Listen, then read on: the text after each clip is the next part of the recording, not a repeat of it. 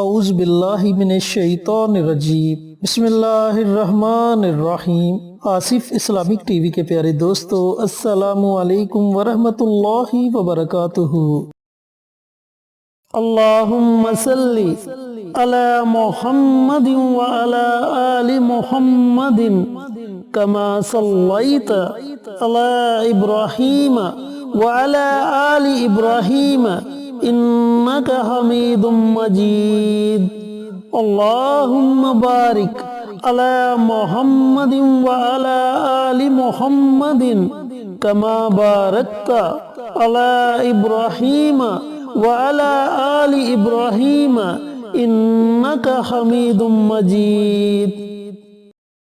میرے دوستو، میرے بھائیوں، میری بہنوں، رمضان المبارک کی پہلی جمعرات آ گئی ہے۔ جمعرات کی تو ویسے بھی بڑی فضیلت ہے، اور جب یہ جمعرات رمضان المبارک میں آ جائے تو اس کی فضیلت، اس کی عظمت اور زیادہ بڑھ جاتی ہے، کیونکہ رمضان المبارک ایک ایسا مہینہ ہے جس کے بارے میں اللہ رب العزت نے ارشاد فرمایا کہ رمضان میں جو روزہ بندہ رکھتا ہے وہ میرے لیے رکھتا ہے، اور اس کا اجر بھی بروز قیامت میں ہی عطا کروں گا۔ رسول اللہ صلی اللہ علیہ وآلہ وسلم نے رمضان المبارک کی فضیلت بیان کرتے ہوئے فرمایا کہ یہ ایک ایسا مہینہ ہے جس میں اللہ رب العزت ہر نیکی کا اجر 70 گنا بڑھا دیتا ہے۔ جب بندہ نوافل پڑھتا ہے تو اسے سنتوں کے برابر ثواب ملتا ہے، جب سنتیں پڑھتا ہے تو اسے فرضوں کے برابر ثواب ملتا ہے، اور جب فرض ادا کرتا ہے تو اسے 70 فرائض کے برابر ثواب ملتا ہے۔ یہ اتنی عظمت والا، اتنی فضیلت والا، اتنی برکت والا مہینہ ہے، اور بہت سے بدقسمت ایسے لوگ بھی ہیں جو اس مہینے کو عام دنوں کی طرح گزار دیتے ہیں، جان بوجھ کر اس مہینے کے روزوں کو ترک کر دیتے ہیں۔ نبی کریم صلی اللہ علیہ وآلہ وسلم کا ارشاد گرامی ہے کہ اگر جان بوجھ کر روزہ چھوڑ دیا جائے، جان بوجھ کر بنا کسی عذر کے روزے کو ترک کر دیا جائے، پھر اس کے بعد قضا کے طور پر وہ بندہ ساری زندگی بھی روزے رکھتا رہے تو اس روزے کے اجر کے برابر نہیں پہنچ سکتا۔ تو دوستو، اتنی زیادہ فضیلت ہے رمضان المبارک کی، یہ بخشش کا، مغفرت کا مہینہ ہے۔ اس میں اللہ رب العزت کی رحمت موسلا دھار بارش کی طرح برستی ہے۔ صحابہ کرام رضی اللہ تعالی عنہ فرماتے ہیں کہ رسول اللہ صلی اللہ علیہ وآلہ وسلم ایک دن خطبہ دینے کے لیے آئے۔ انہوں نے ممبر کی پہلی سیڑھی پر قدم رکھا اور کہا آمین، پھر دوسری سیڑھی پر قدم رکھا اور پھر فرمایا آمین، پھر تیسری سیڑھی پر قدم رکھا اور پھر فرمایا آمین۔ تو جب آپ صلی اللہ علیہ وآلہ وسلم خطبہ بیان کرنے کے بعد نیچے اترے تو ہم لوگوں نے آپ سے پوچھا کہ یا رسول اللہ صلی اللہ علیہ وآلہ وسلم، یہ کیا ماجرا ہے؟ تو آپ صلی اللہ علیہ وآلہ وسلم نے فرمایا کہ جبرائیل امین میرے پاس آئے اور کہنے لگے کہ برباد ہو وہ شخص، اس کی ناک خاک میں مل جائے جس کے سامنے آپ کا نام لیا جائے اور وہ آپ پر درود نہ پڑے۔ تو میں نے کہا آمین۔ پھر جبرائیل امین علیہ السلام نے کہا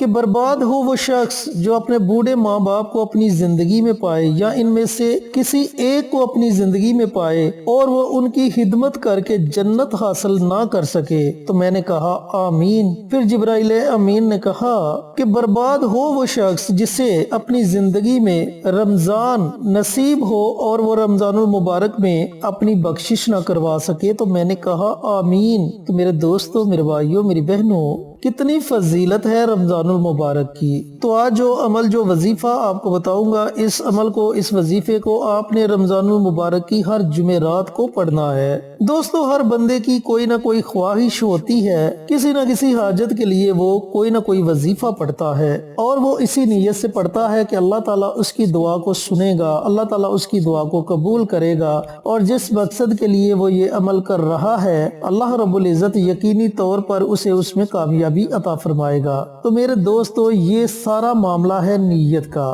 اب یہ آپ پہ منحصر ہے کہ آپ کی نیت کتنی پختہ ہے، آپ کا ارادہ کتنا پختہ ہے۔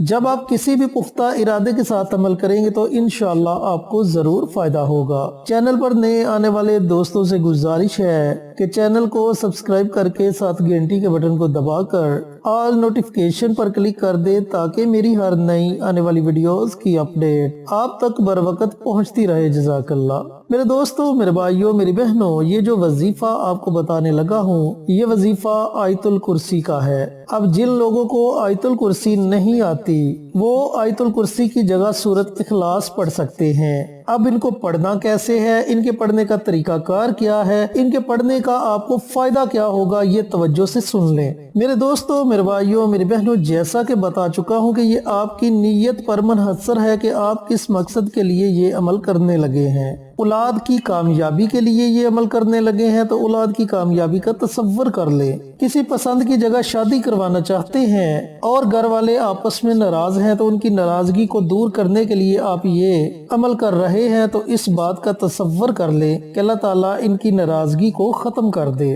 رزق کے لیے کر رہے ہیں تو رزق کا تصور کر لیں۔ پریشانیوں سے نجات کے لیے یہ عمل کر رہے ہیں تو پریشانیوں سے نجات کا تصور کر لیں۔ یعنی کہ جس بھی مقصد کے لیے آپ یہ عمل، یہ وظیفہ پڑھنے لگے ہیں، آپ اس کا تصور لازمی کر لیں۔ اور سب سے پہلے پیارے آقا سرور کائنات حضرت محمد مصطفیٰ صلی اللہ علیہ وآلہ وسلم کی ذات اقدس پر درود پاک کا نذرانہ پیش کریں۔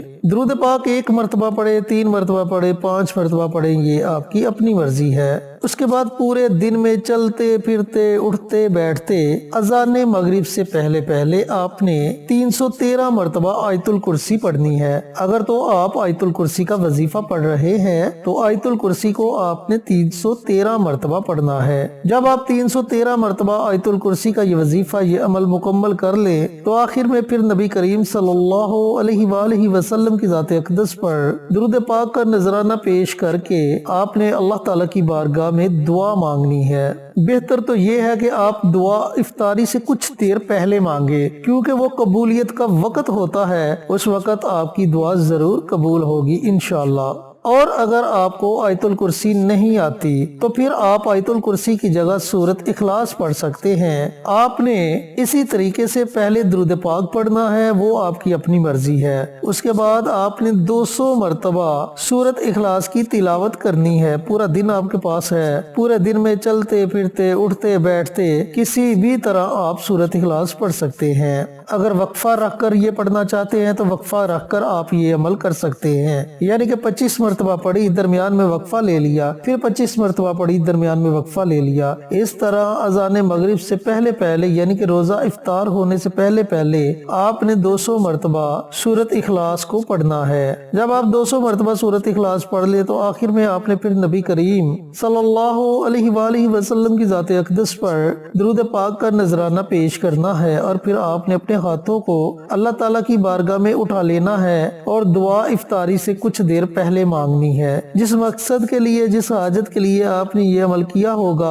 اس کے لیے خصوصی دعا مانگے، انشاءاللہ آپ کی دعا ضرور قبول ہوگی اور آپ کو آپ کے مقصد میں ضرور کامیابی ملے گی۔ اس عمل کو آپ نے رمضان المبارک کی ہر جمعہ رات کو پڑھنا ہے۔ آیت الکرسی آتی ہے تو آیت الکرسی کا عمل کر لے، اگر آپ کو آیت الکرسی نہیں آتی تو اس کی جگہ آپ سورۃ اخلاص کا یہ عمل، یہ وظیفہ پڑھ سکتے ہیں۔ انشاءاللہ بہت زیادہ آپ کو فائدہ ہوگا۔